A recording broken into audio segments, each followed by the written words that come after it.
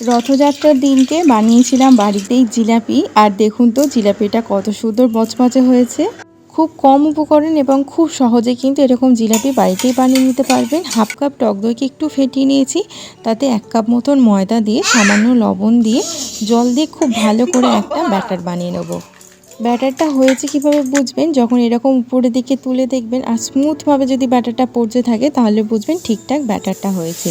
এখানে 1 কাপ চিনিতে 1 কাপ জল দিয়ে সামান্য কেশর দিয়ে একটু চিনির শিরাটা তৈরি করে নিলাম। চটচটে হওয়া অবধি চিনির শিরাটা ফুটিয়ে নিলেই হবে, একতার করার কিন্তু কোনো দরকার নেই।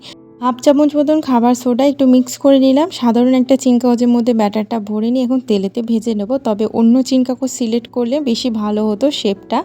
রথযাত্রা উপলক্ষে ছোট্ট একটা ব্লগও শেয়ার করেছি, চাইলে সেটাও চেক করে নিতে পারেন। আর এখানে এবার চিনির রসের মধ্যে জিলাপিগুলোকে ডিপ করে নিলাম, তাহলে তো গরম গরম জিলাপিও তৈরি আর সাথে ছিল সিঙ্গারা।